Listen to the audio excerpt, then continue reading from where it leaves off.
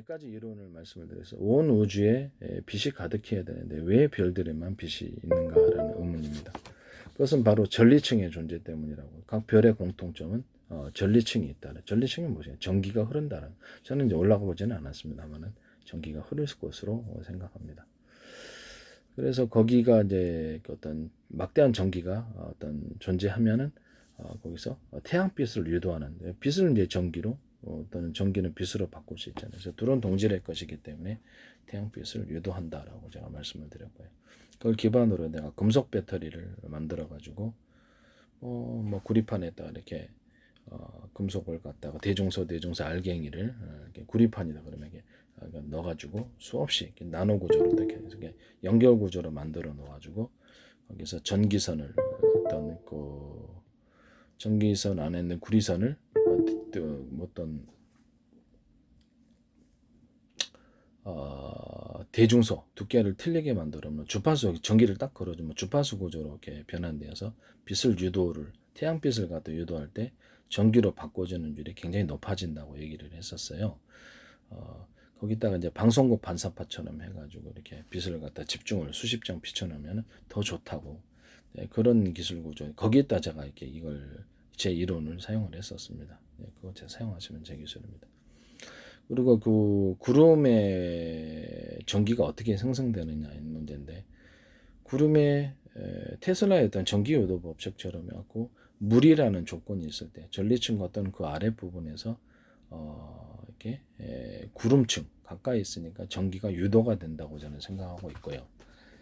수분이 가득하다면 대기 중에 그렇죠. 그 수분을 따라서 전기가 흐른다는 거죠. 수분이 없을 때는 그게 대기층에 수분이 없을 때는 잘 안 되다가 수분이 있고 또 거기 수분을 따라서 구름층에 이렇게 수분이 많을 거 아니에요. 그때 이제 테슬라 전기요도처럼 해갖고 그 수분을 타고 이게 구름의 전기가 축적이 되고 땅에 그러면 전기가 어떻게 흐르느냐 조건이 맞아 떨어졌을 때 밑에도 역시 수분이 있거나 우리가 번개치면 나무 밑에 있지 말라 그러잖아요. 그래서 높은 피레침 같은 구조에서 또는 무산능 같은 거 쓰고 있다가 이렇게 맞는 경우도 있고 그렇게 있으니까 금속층이 있겠죠. 네, 금속층이 있고 차 같은 데 있으면 이렇게 전기 만들어서 차 안에 들어가 있으라 그러죠. 차라리 차 밖에 서 있지 말고 이렇게 어떤 특정 어떤 유도하는 암석층의 어떤 금속층이 있거나 물층이 있거나 그 지상의 조건이 맞아 떨어졌을 때 구름에 있던 전기가 수분이 그러죠. 그 비가 올 때는 수분이 많죠. 그 수분을 타고 수분이 통로가 되는 거예요. 수분을 타고 지상에 어떻게 떨어지는 현상이 일어나게 되는 것이다. 이렇게 테슬라 전기 유도 방법이라. 그래서 테슬라 전기 유도에서도 기존에 어떤 이쪽 전기를 많이 막대한 전기를 만들어 놓은 이쪽 금속층에 이쪽 금속 막대기에 전기를 유도할 때 공기 중에 수분을 좀 만들어 봐라. 그러면 거기가 번개 현상이 일어나게 된다라고 얘기를 했는데 네, 한번 해보세요. 네, 맞을 테니까. 네, 수분층이 있기 때문입니다. 눈에 보이지 않는 수분이 대기 중에 가득하니까 그 수분을 타고 통로가 되어서 번개가 치는 것입니다.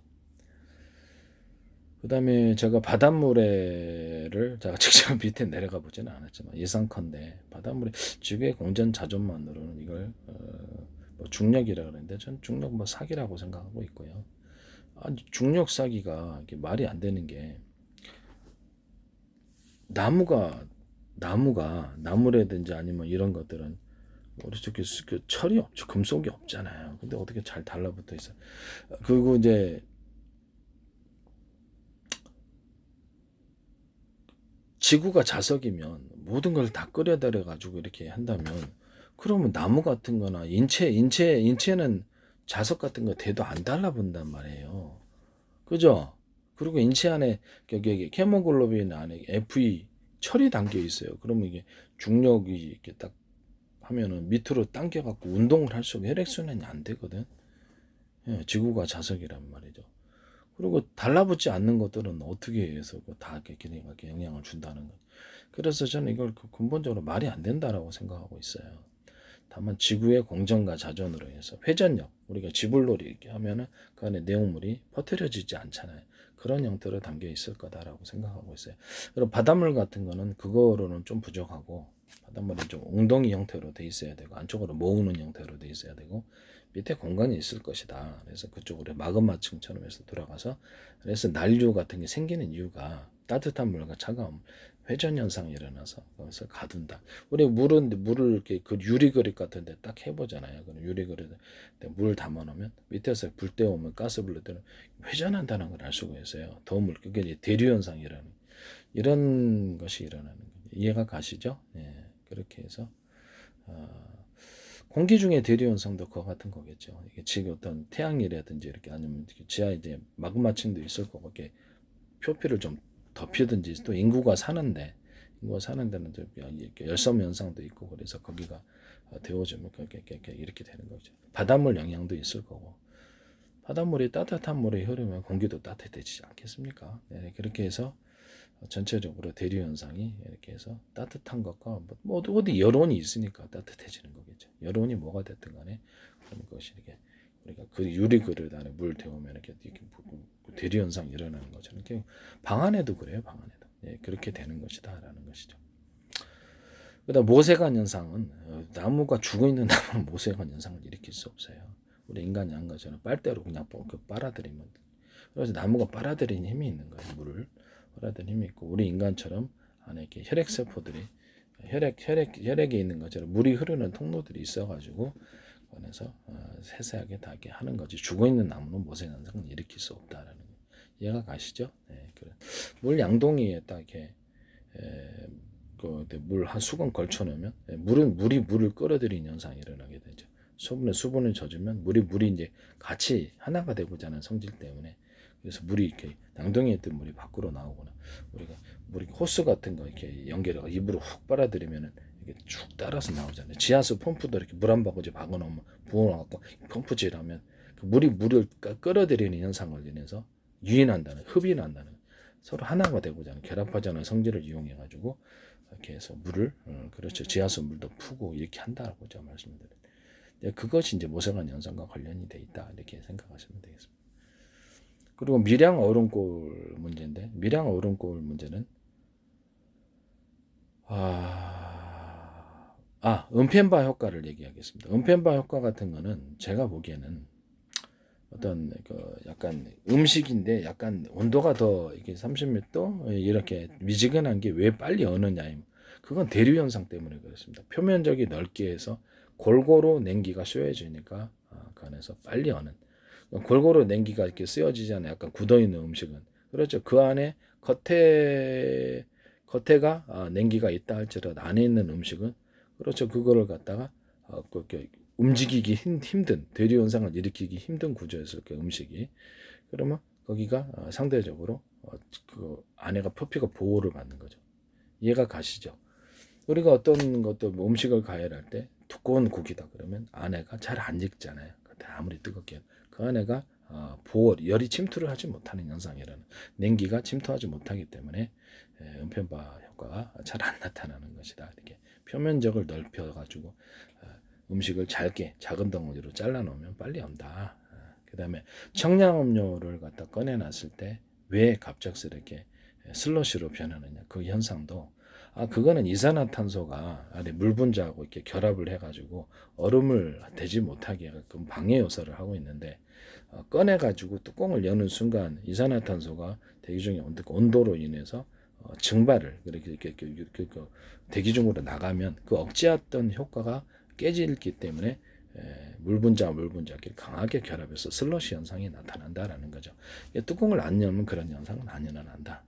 이해가 가시죠? 밀양 얼음골 문제는 어떤 지하에 암석층이 있을 거다.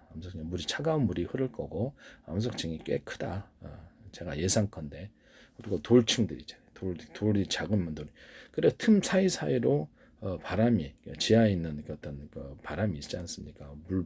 수분층도 있을 거고 수분 증발하니까 수분층이 돌들이 차가운 에너지를 갖다가 축적하게 만들어 주잖아요.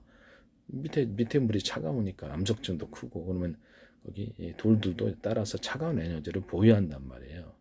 차가운 에너지를 보유를 해서 그것이 이제 이렇게 세세하게 바람이 이렇게 미세한 어떤 구멍을 통해서 이렇게 돌들 사이 움직이며 차갑게 식히는 구조가 돼요. 그 바람이 계곡바람이 차갑잖아요. 예, 그래서 바람도 이런 식으로 이렇게 어떤 빠르게 움직이거나 좁은 구조로 움직이게 되면 에너지를 상대적으로 차갑게 만들어주는 현상이 있어요.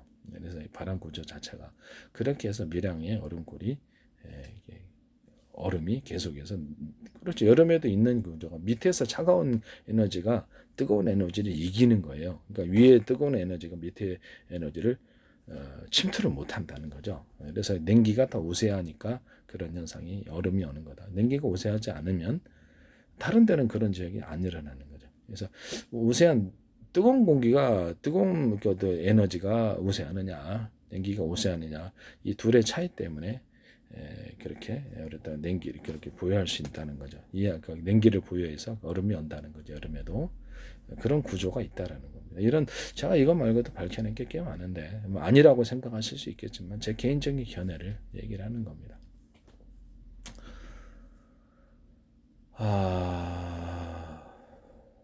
제가 이제 그거 말고도 평균 이론을 제가 발표를 했었는데 모든 만물은 서로 평균하고자 하는 원리가 있다라는 거죠. 그래서 어떤 병과 병 사이에 액상이라든지 이런 것들이 갇혀 있으면은 교류를 못 하게 되면 그런 현상이 아니라는. 그러나 이렇게 공기 흐름이라든지 물 액상 이런 것들 물에 뭐 어떤 그 물감 뿌려놓으면 그 확산 현상으로 인해서 딱 같이 이렇게 물들잖아요.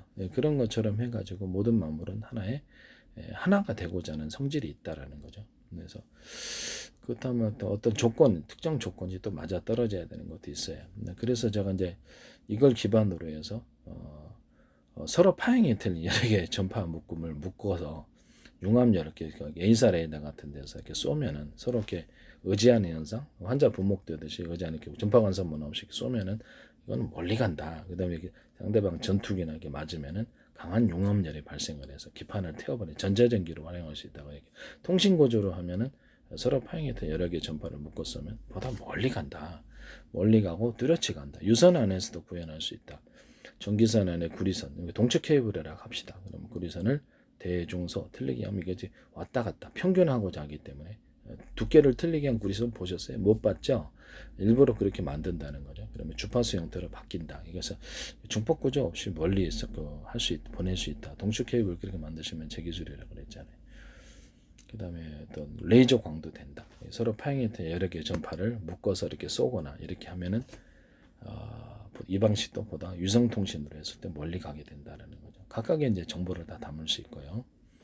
그리고 이렇게 서로 파행했던 여러 개의 전파 묶음을 가지고 워키토키 방식의 스마트폰에 사용하거나 아니면 어떻게 컴퓨터에다 어떤 서로 파행했던 서로 다른 전파를 각각 송수시라는 구조를 갖춰서 그래서 AM, FM 라디오 채널이 각각 전파가 틀리잖아요. 그러면 하나만 수신하시잖아요. 그럼 한꺼번에 수신한다. 한꺼번에 수신하거나 송신까지 해주면은 통신 방법이 될 수 있다. 위성통신에서도 사용하고 워키토키 방식의 스마트폰이나 기타 통신 장비 또는 컴퓨터에다가 제가 이런 것을 달자 그랬잖아요. 그러면 서로 다른 전파를 100개, 1000개 만들어서 각각 송수신할 수 있다라는 거죠.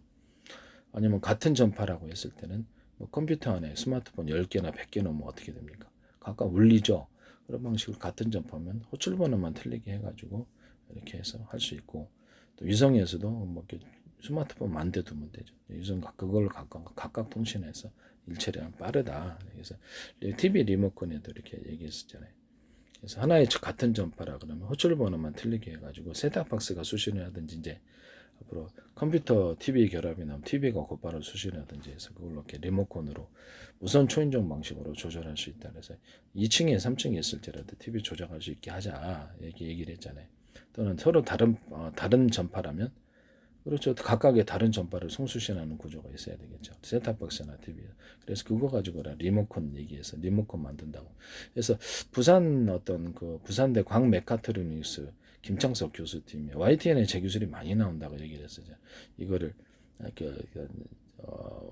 자율주행 차량 이렇게 레이저를 쏘는 데서 서로 파형이 틀린 레이저를 쏘고 수신해서 송수신하는 구조를 해서 내가 깜짝 놀랐다고 해요. 굉장히 비싼 기술인데 이걸 갖다가 제 기술을 침범하셨다. 거기에 또 좌표와 숫자 방식. 전 세계를 수천 저분의 수백 전의 가로 세로 높이로 잘라서 1cm나 0.1cm 이런 데는 유도 가능하고요. 좌표 S자 방식으로 전 세계 내비게이션 맵지도 만들 수 있고, 한 건물 안에서도 가로세 높이로 잘라서 이런 식으로 이렇게 좌표 S자 방식으로 움직이고, 로봇이 움직이게 그렇게 움직이거나, 하는 반도체라는 장치 안에서도 가로세로 높이로 자르거나, 마더보드 컴퓨터 안에서도 가로세로 높이로 잘라 좌표 S자 방식으로 해서 0.00001 단위로도 가능하겠죠. 미리 단위로 해서 정보 이동을 좌표 S자 방식으로 해서 정보 이동 경로와 이런 저장하는 것을 할 수 있다라고 얘기를 했어요.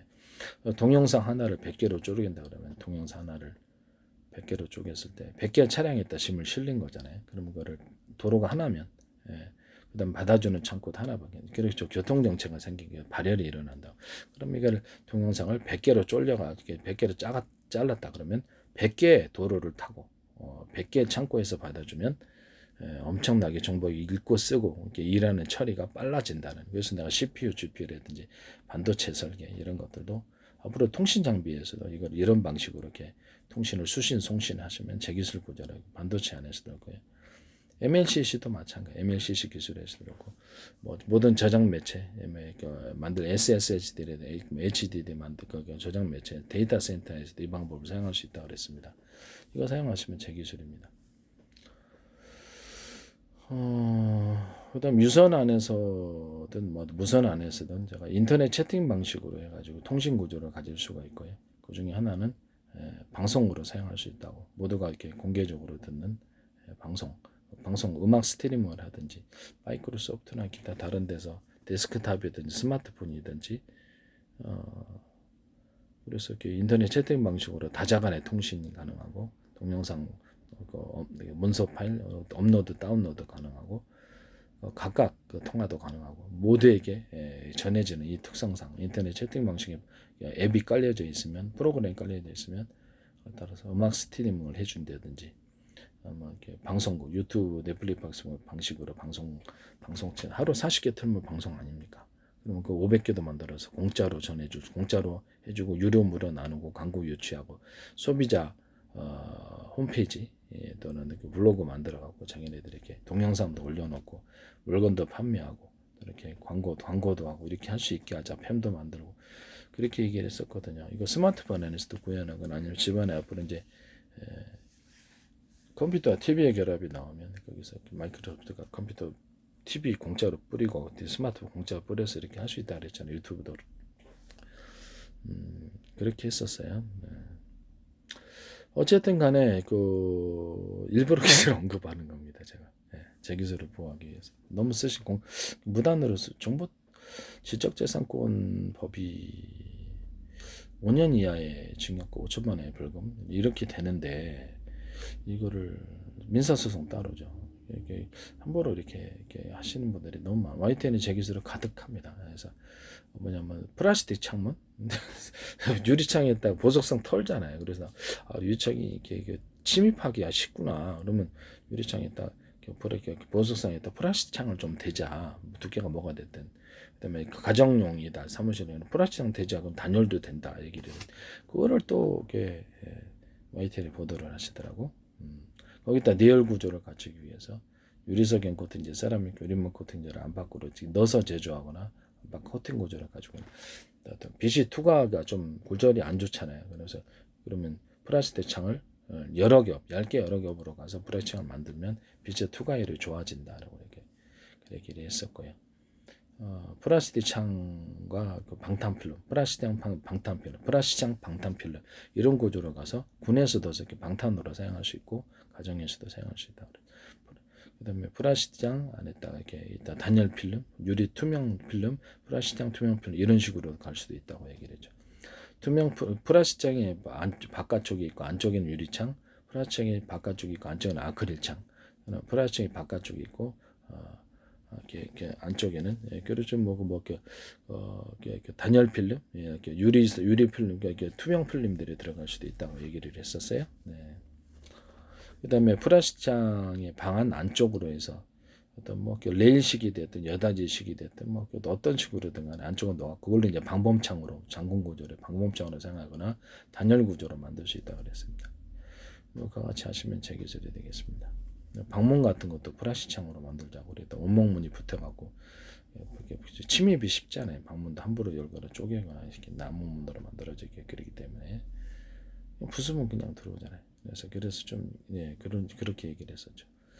제 페이스북에 국정원, 행정안전부, 노동부, 경찰청, 한국은행, 정부의 지자체 관련 기관이 굉장히 많이 들어와서 광고를 했었어요. 지금도 하고 있습니다. 국정원, 한국은행 이런 데는.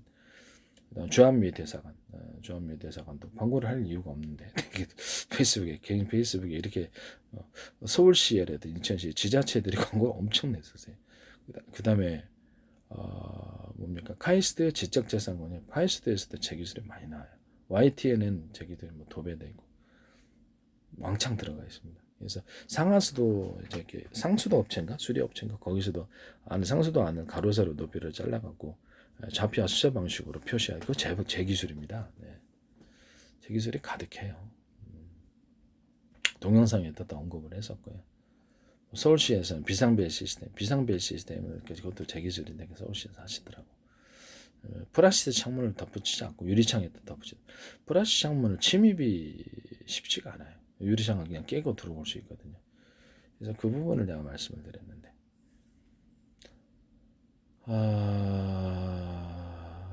네, 하여튼 그렇습니다. 네, 이렇게 뭐 제가 이런 여러 가지 그 기술들을 그냥 뭐 돈은 되지는 않아요. 이런 제가 이렇게 뭐라 그럴까 상업적인 판매를 목적으로 하고 있습니다.